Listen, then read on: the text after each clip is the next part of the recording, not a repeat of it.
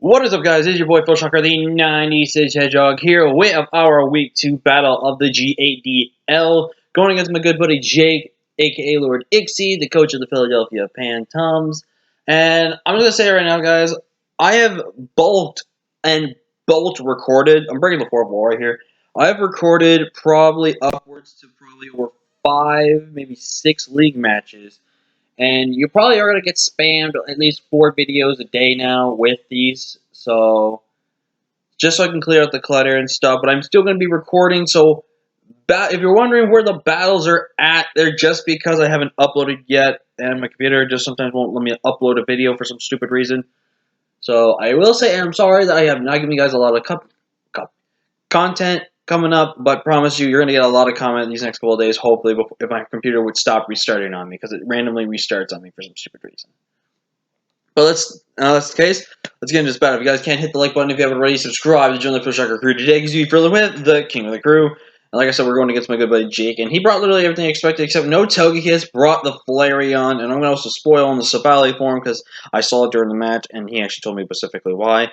It was actually Savali Grass, which kind of does make sense versus my team. I'm not going to lie, it does come in and make sense, so I'm against my team. And was very interested on that, but it makes sense. But he literally brought everything else except for Flareon, which again I said was not really that good versus me, if I'm being totally honest. But he had a game plan with it, and plus he told me 0 hours a threat, which 0 hours is always a threat, so. So now looking at leads here, I'm thinking of leading Arcanine because I can get Intimidated off on something else on his entire team. It's really hard to say what he wants to lead off here. I was definitely thinking the Savali because I think the Savali made the most sense in my opinion. So we're going to go ahead. We have fast now. Let's go ahead. So I go into Arcanine. He goes into Gastro here. I think it was, and I want everyone to know, I was really debating on this. I was going for the, going for that power. I was also thinking potentially a weakness policy, so I knew he was going to go for a move versus my Gastro, and I can go for a Solar Beam on turn 1, and then get my weakness policy activated on turn 2 with Solar Beam, and then I literally can just kind of Fire Blast and start to, except for obviously Flareon.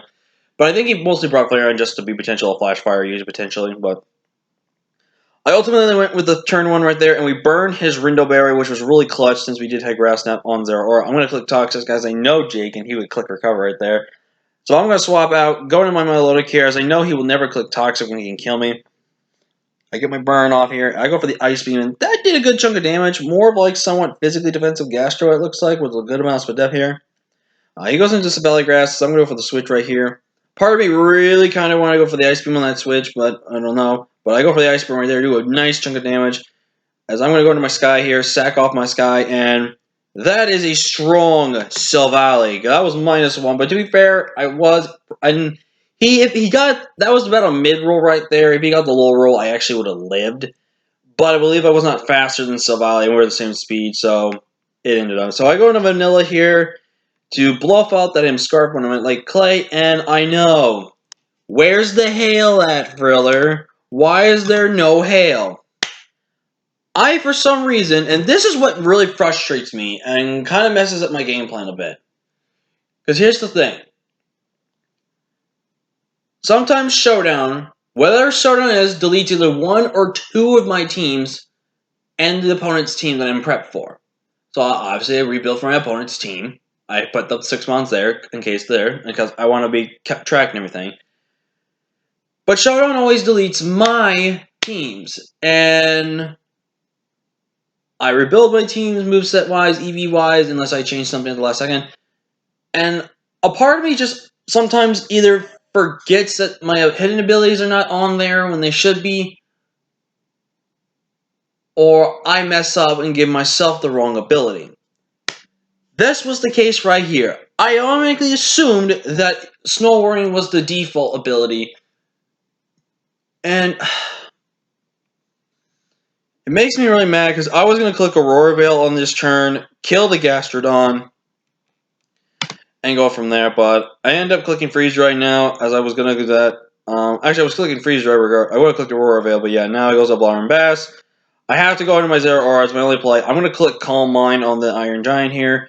Does not get a crit, and now I have to basically get the mid-roll as well to kill this Melmetal. I decided to go for it, get the mid-roll and kill that thing, but in comes the Gengar, and does reveal to be Scarf Gengar, which, I'm not gonna lie, I kind of don't get why it was Scarfed. It pretty much outsped a good amount of my team, but I can understand the purpose behind it, just to make sure Zero Aura was not taken care of.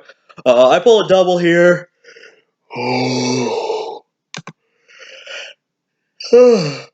Excuse me. He pulls a double, which is a smart play on his end right there. As I'm going to go for the recover here, he goes for the Shadow Ball, does about the damage I said, except gets a Spadef drop. And that has to definitely force me to switch here, so I'm going to switch out into my Hitmon top here, as he's going to go for the Shadow Ball. As you can see, that does nothing. But gets a second Spadef drop in a row. So here led to a somewhat misplay, but also like a fair play on my end.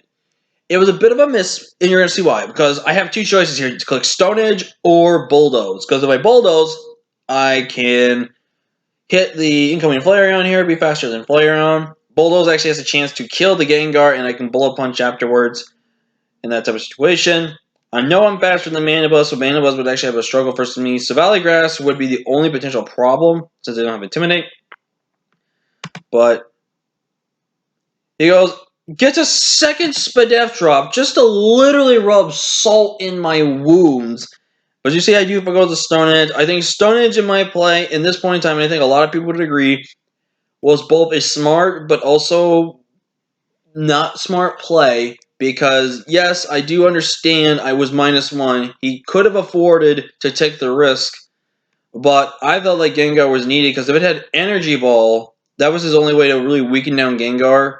That way something like Cell Valley or Flareon or even Mandibuzz can come back, roost off damage, and then kill later on the matchup.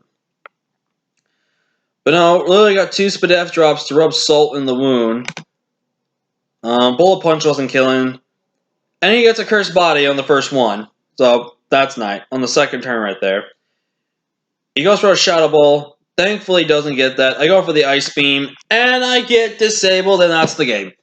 Now, I know a lot of you are thinking, Friller, you're stupid. Why didn't you just click Skull? Hear me out on this play. I clicked Skull, Ice Beam, for the chance he could have saved Gengar later.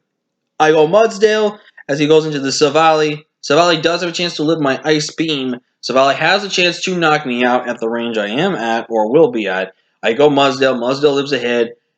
And then he goes Gengar, cleans me up. So there's my reasoning for Ice Beam. But seriously getting that disabled on the first hit with my Lodic. Then the second hit, I mean the Bullet Punch one didn't really matter, I will say that. But that Spadef drop both on my Lodic and him on top, literally back to back. Seriously, just it cost me the game. And also not having freaking Snow Warning screwed me as well because it guaranteed some kills for me. Like, if I had gone for the Stone Edge, Bullet Punch, and then still would have killed, I would have been fine. I would have 26% of health. The problem then would have been he would have gone into the this thing. But the good news, it would have forced him to click an attack versus me, other than trying to do something. The Hail could have chipped it down. Like, Hail could have really helped me win this game, so... But RNG, man, RNG screwed me over, because now I go Savali here. I will say this, don't get mad at Jake for doing this. He wanted to do that because there is a chance I max on my Mudsdale. And he wanted to go +2 because he knows if he goes for just 2 of those, I have a chance to live with the second one because of stamina. So he did go to that route. He wasn't trying to be... And yes, that is me being a little bit salty right there. But do understand my salt. Please understand Jake's process. Jake wasn't trying to set up a Swords Dance in front of me just to be rude or anything. He knew he needed to do that, or else he would have potentially just had Mudsdale had a chance to get a kill or something like that. So I do understand the Swords Dance play. So please, people, don't get mad at Jake about setting up in front of me like that. But that's gonna be week 2. We fall to 0-5, I believe, 0-2 with a -5 differential. which is not the worst thing in the world. We still can bounce back, but we're going to have to try our best. But until next time, guys, I'm Phil Shocker Nice, it's Hedgehog, GG's to Jake, and I'll see you guys in the next video. Until next time, guys, peace.